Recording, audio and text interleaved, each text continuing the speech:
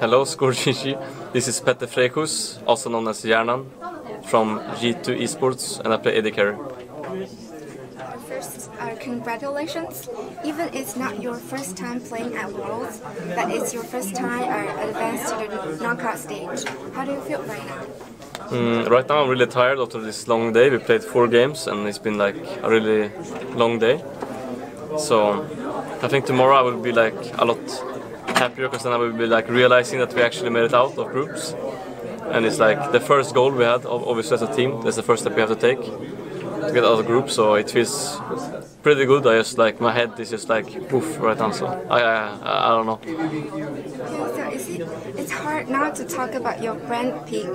What advantage does it have over a traditional ADC? I think we went for the brand pick because we thought like it worked in scrims, and we thought we could like snowball a bit harder than we could against their bot lane. But we ended up having like a 5 versus 5 fight bot lane, which did not go to our advantage.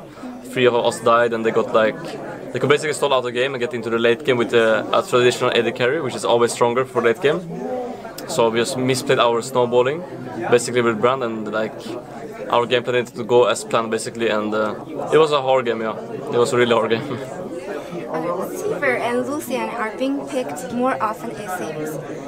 Would you say the ADC role is quite versatile at once? I would say that I can almost pick any AD carry except like Vayne. Maybe Vayne is like a bit too weak in the lane, but I think like Sivir has like pretty good.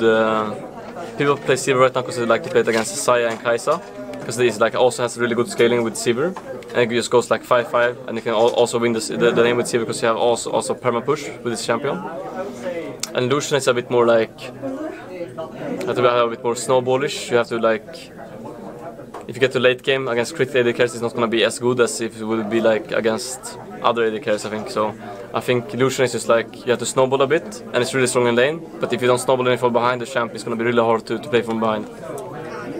Did you expect Flash Wolf will leave your Hyperdinger open? The first game we played today, they left it open, and we went for the brand pick instead. So we were like, we wanted to try something new, I guess. I don't know, like it was kind of weird. But it didn't really work out, so then like now, it was like our last game at Worlds, potentially. So we just thought like no regrets, this is what we've been playing the whole year basically. And this is what we have the most comfort on. So we were just like, okay, let's just play it and then see what they have, because we were thinking that obviously they have some kind of counter to it, which is good in their head, right? Because otherwise we would not leave it open, so we were just like, okay, let's see. And then they picked Mordekaiser, which I think Heimer is good into Mordekaiser. So I was really shocked that they picked Mordekaiser into Heimer, because it doesn't counter it, you know? So I was just like really confused. And then I was just like, okay, we'll probably win the game, you know, from the champ select. Because Mord is baddest pocket pick. I see. But your Heimerdinger successfully gained late pressure against Mord. And how did you manage this while denying Mord the first 3 dragons? It's mainly like Mordekaiser really needs to get a snowball early game. They need to like look for bot turret, drakes, and open up the map, and then win the game. So we were just thinking like, or we played it ourselves in the beginning of the year, so we just know that if you deny him the drakes, if you go for early drakes with TP, because he went also for exhaust, so we could just like base and get TP advantage to lane. So we had like a tempo of 20 seconds when they're coming from base to do drake. So we just knew if we just like used our TP well and our like summoners and how we play the game, they would have 0 chance of getting the drakes, and also they would not be able to like punish us on a turret or anything, you know. Oh, it was said that you were challenged Heisendong, right? to a Heimer 1 vs 1, and he accepted. Will this actually happen? The thing is, he plays on NA server, I play on Europe server. So I think if somehow we could manage to like make, I don't know what would happen, you know, but maybe I play on NA server and I can beat him with 180 ping, I'm not sure. Maybe that could work, but I'm not sure otherwise, because it wouldn't be worth for me to go to All Stars just to play 1 game against Heisendonger. It just wouldn't be worth, you know, because it's like so long trip and everything. So it's like, it's a bit, yeah. Got it. Many EU ADCs, including Forgiven and Zavin, have praised you for your ability and the world underrating you. What are are your thoughts regarding this? I think for the whole year, me and Madrid has been like underrated as like a bot lane. I think we have been bringing a lot for our team, like especially during the times where we've been like only playing around top and mid a lot, and we've just been surviving bot lane. I think during these times we were being called like we were really bad. I don't know why, because we were like doing pretty fine, I think. But I think it's just like Riot likes to have this storyline basically, where they have like, okay, this is what the team is, and this is how we're gonna have it until something changes, right? So until we started to play on both sides, they just dropped the we are bad, but we didn't start playing on both sides for a long time, so they just kept the storyline. That's what I think. And then all the fans think as well, the same as the things that they hear on the production of LCS.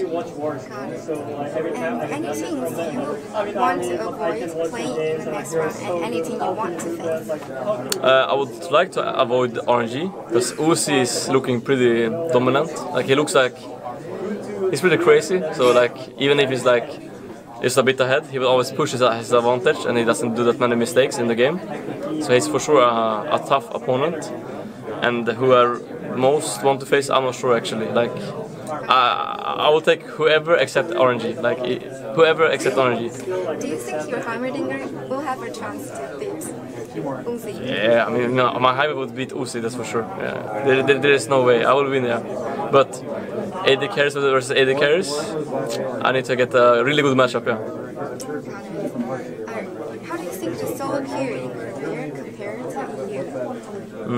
It's a lot.